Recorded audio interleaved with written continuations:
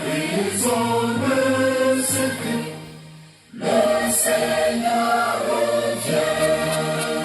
Ô toi qui sommeilles, écoutez, écoutez, viens et te réveille.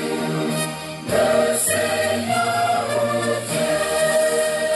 Ô toi qui sommeilles, écoutez, écoutez, viens et te réveille.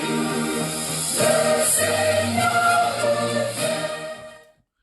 Peuple de Dieu au bout des ondes, nos reconnaissances vont au Seigneur qui nous accorde encore cette journée de mardi. Quelle grâce! Le Seigneur est fidèle, il nous affermira et nous protégera du mal. 2 Thessaloniciens 3, verset 3. Amen.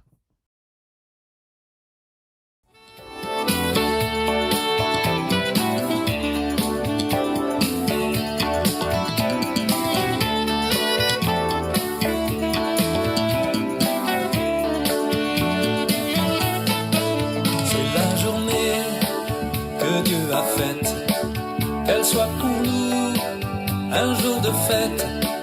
Venez chanter, frapper des mains et acclamer celui qui vient. C'est la journée que Dieu a faite, qu'elle soit pour nous un jour de fête. Venez chanter, frapper des mains et acclamer celui qui vient. Bien-aimés dans la foi, selon l'ancien article 1382, repris à l'identique à l'article 1240 et abrogé par l'ordonnance numéro 2016-131 du 10 février 2016, applicable à compter du 1er octobre 2016, nous lisons que tout fait quelconque de l'homme qui cause à autrui un dommage oblige celui par la faute duquel il est arrivé à le réparer. Bien-aimés, cette loi du Code civil définit la justice selon l'homme. Cet article pose la problématique de la réparation selon le droit civil universel. De plus, dans les clauses des assurances automobiles, la responsabilité civile couvre les dégâts causés à des tierces lorsque le preneur d'assurance est en tort. C'est l'assurance minimum obligatoire qu'on peut avoir. De ces deux articles de loi, le premier comme le deuxième définissent la justice humaine et répondent à la question de la réparation des torts causés à des tierces. Il y a la notion de jugement, de réparation, de restriction, la notion de la punition ou châtiment, ou à quelque chose qui fait pression. Si les humains, chers frères et sœurs en Christ, résoudent une telle question épineuse, comment Dieu définit-il la justice et la responsabilité? D'où notre thème, la justice et la responsabilité devant Dieu. Dans la Bible, la notion de justice qualifie Dieu. Notre Dieu que nous servons est juste.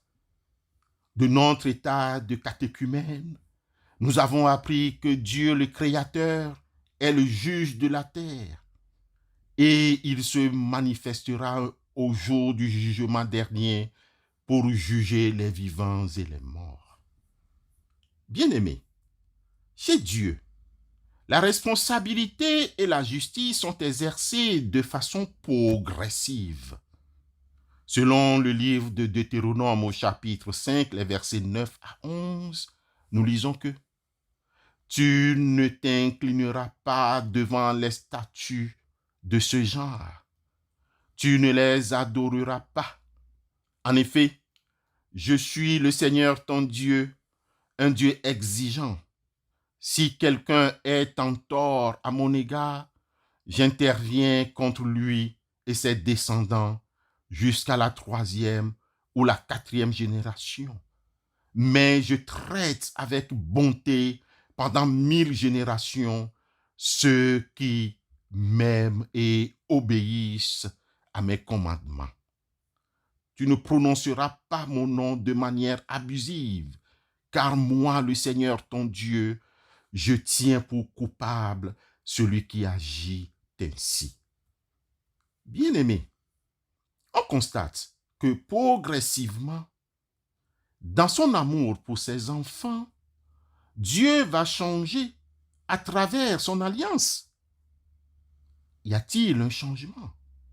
Puisque chez le prophète Jérémie, au chapitre 31, les versets 29 et 30, nous notons que en ces jours-là, on ne dira plus « Les pères ont mangé des raisins verts et les dents des enfants en ont été agacées. » Mais chacun mourra pour sa propre iniquité. Tout homme qui mangera des raisins verts, ses dents en seront agacées.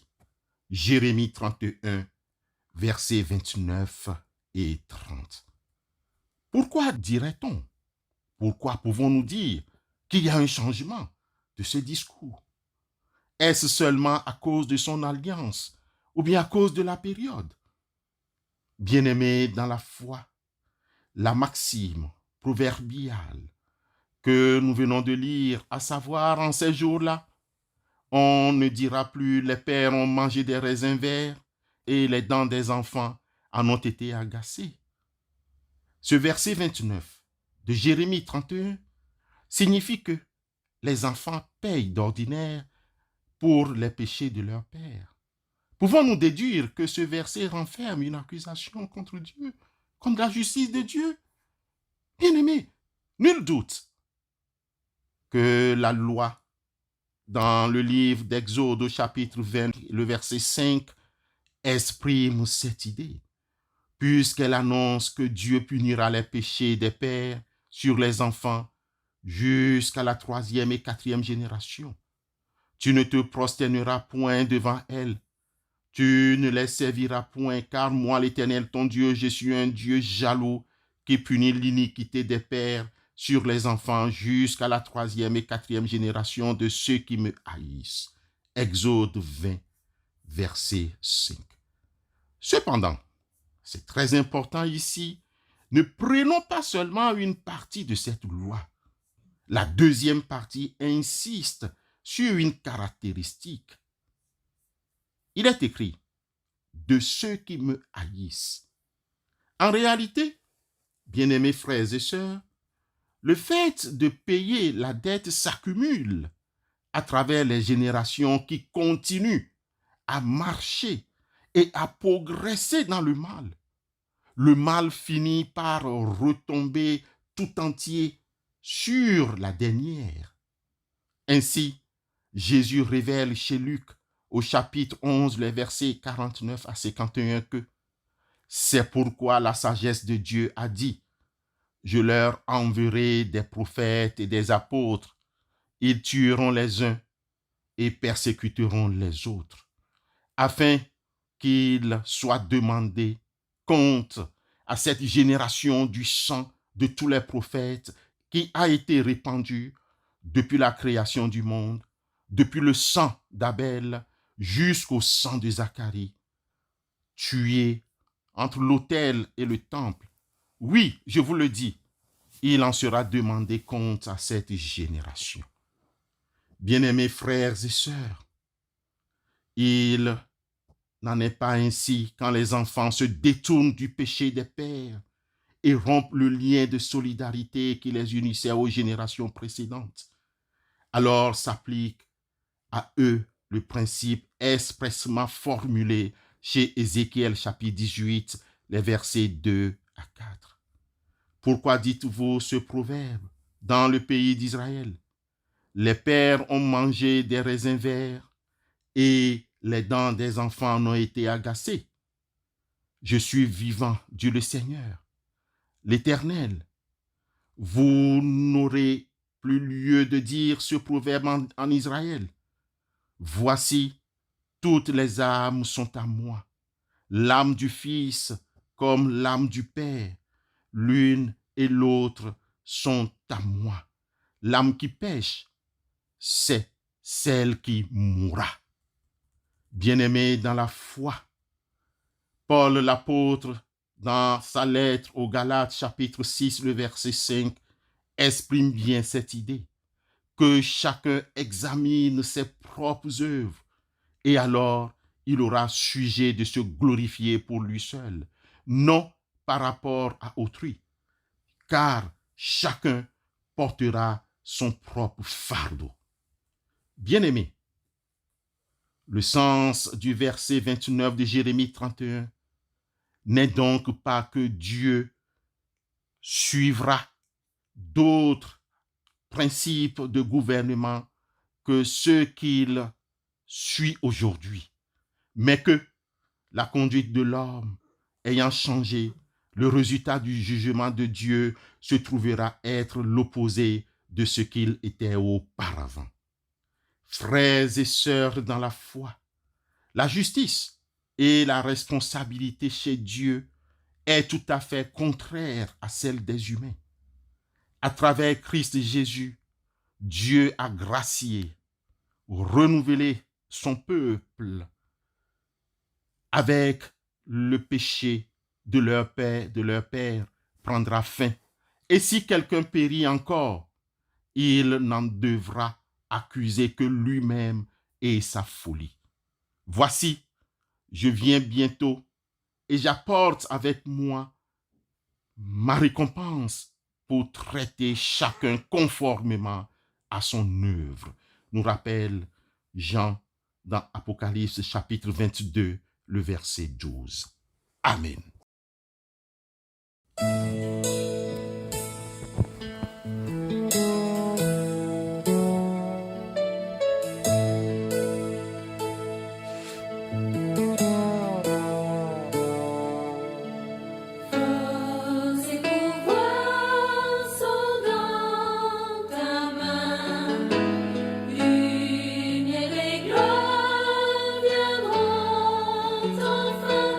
Quand tu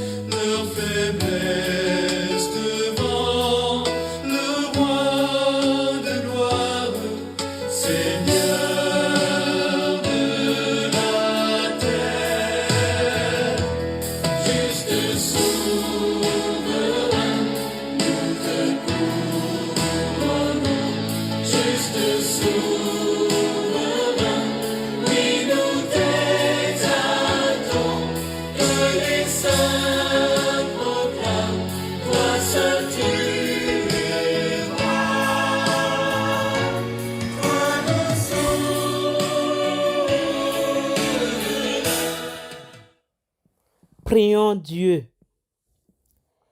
Notre Dieu, nous te remercions pour ton amour et la réconciliation opérée à travers le sang de Christ. Nous voulons voir ta justice sur la terre.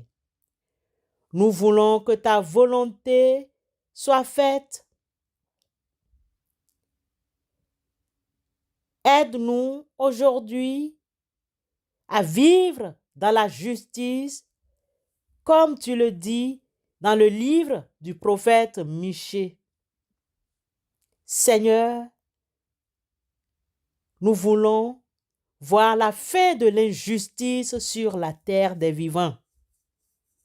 Aide-nous à marcher dans la justice devant toi.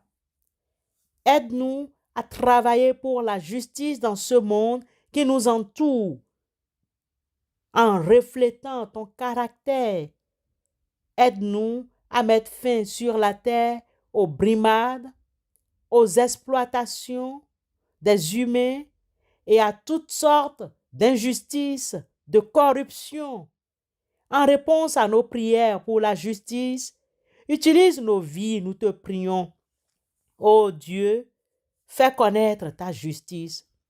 Nous attendons impatiemment le jour où tout sera remis en ordre et où la justice complète, finale et définitive sera rendue.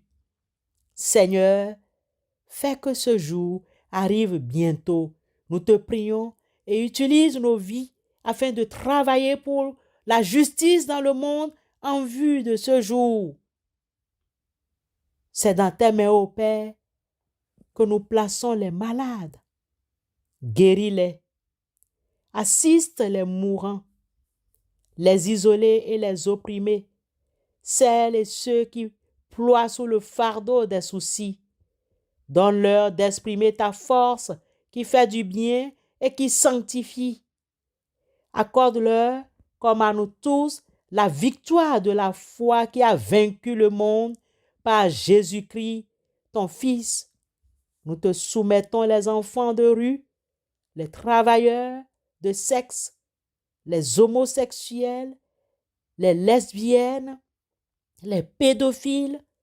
Tourne, s'il te plaît, ta face vers eux et utilise-nous auprès de cette partie de la population pour leur apporter ta délivrance.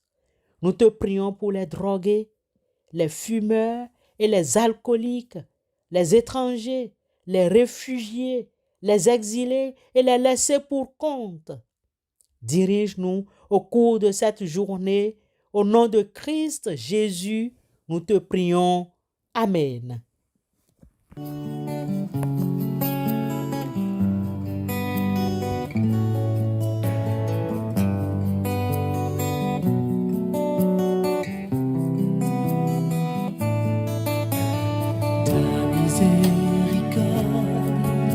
Dépasse ta justice, ton amour, Seigneur, est plus haut que le ciel, plus profond que l'océan, plus vaste que la mer, et rien ne pourra m'en séparer. Ta miséricorde dépasse ta justice, ton amour, Seigneur, est plus haut que le ciel, plus profond que l'océan, plus vaste que la mer, et rien ne pourra m'en séparer.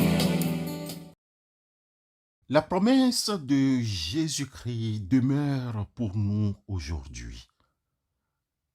Il nous dit, je suis avec vous tous les jours.